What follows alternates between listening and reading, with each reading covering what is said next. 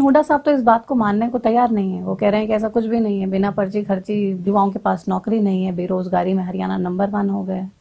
देखिए, हुड्डा जी शायद उन लोगों को मिल नहीं रहे होंगे, या हुड्डा जी सच को स्वीकार नहीं करना चाहते होंगे कि भाई किस तरीके का काम यहाँ पर हुआ है।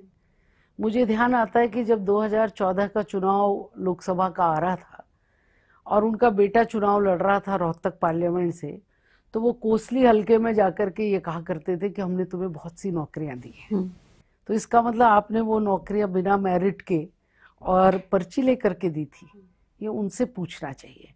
हुड्डा जी जो बात कहते हैं, मैंने कल उनकी बातों को सुना था, तो मुझे बैठ करके ध्यान आया कि हुड्डा जी ने तो विकास रोहतक के आसपास ही किया था।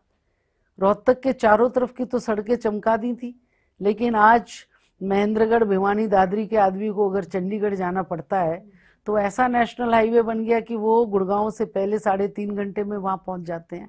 आज आपको भी जयपुर जाना पड़ता है तो आप गुड़गांव से निकल करके इस एक्सप्रेसवे पे जाते हैं तो 3.5 घंटे में आप जयपुर पहुंच जाते हैं। आज हरियाणा का चहुमुखी विकास हुआ है। हुड्डा जी के समय में रोहतक का विकास हुआ था। हुड्डा जी तो कहते हैं ये पार्लियामेंट के भी बात ये तो झूठ फैलाया गया मेरे खिलाफ कि मैंने नौकरियां पर्ची खर्ची करा, मैंने वो इस बात का प्रूफ देना चाहिए। विकास सिर्फ रोहतक का किया, कहते हैं ऐसा कुछ भी नहीं है। और तो उनसे जब भी इंटरव्यू में बात करते हैं हम और पूछते हैं कि आपने विकास सिर्फ रोहतक का किया, आप पे ये आरोप लगता है, तो कहते हैं नहीं, मैं तो पूरे हरियाणा का विकास किया।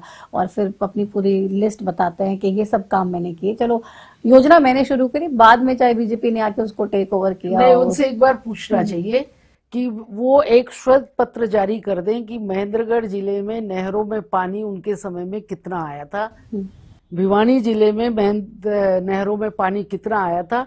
ये वो एक श्वेत पत्र जारी करके बता दें कि हाँ, मेरे टाइम में नहरें ठीक हुई थी और पानी आया था। ये उनको बताना चाहिए। दूसरी बात ये कि जो रोहतक के आसपास उन्होंने हाईवेज बनाए थे, गुड़गांव के आसपास कब बनाए ये भी उनसे पूछना चाहिए। केएमपी का काम भी हमने आकर के पूरा किया है। आपने योजना बनाई होगी, लेकिन काम पूरा करने का काम भारतीय जनता पार्टी की केंद्र और राज्य की सरकारों ने मिलकर के किया है। 152 का काम किया है बीजेपी ने। 152D जो है उसके अंदर काम करने का काम भारतीय जनता पार्टी की सरकार ने किया है। 10 वर्ष का हुड्डा जी का शासन था। ये जो नेशनल हाईवे है दिल्ली से लेकर के चंडीगढ़ जाता है, वो उस पे काम ठप हो गया था, वहां काम नहीं चल रहा था, पुल अधूरे बन करके रह रहे थे। आपने उस कंपनी के साथ में बैठ करके या उसका समाधान निकालने का कभी आपकी केंद्र की सरकार या राज्य की सरकार ने किया क्या? नहीं किया। लेकिन आपकी सरकार जाने के बाद में जब नितिन गडकरी जी इसके मंत्री बने, उन्होंने 1 साल के अंदर उसके अंदर काम को चालू करा करके और उस हाईवे को चालू करा दिया। आप कौन से फीता काटने की बात कर रहे हैं? आपने इसका मतलब सिर्फ और सिर्फ पत्थर रखने का काम किया और आप उसके बाद में गायब हो गए। आपने सोचा कि मेरे नाम का पत्थर रख दिया जाए, तो उसके बाद में आप गायब हो गए। इससे अधिक आपने काम नहीं किया। आपने अपने रोहतक में कुछ काम किया होगा, IIM आया, आप रोहतक में लेकर के चले गए। आपको लगा कि एम्स का एक्सटेंशन बढ़ना चाहिए, तो आपने बिल्कुल, क्योंकि एम्स वाले चाहते थे कि गुड़गांव के यहाँ पर बने, अगर एक्सटेंशन बन रहा है, किसी को रेफर करना है, तो आपने बिल्कुल बॉर्डरिंग एरिया बाड़सा के ऊपर करा था। तो ये तो पॉलिसी आपने करी थी।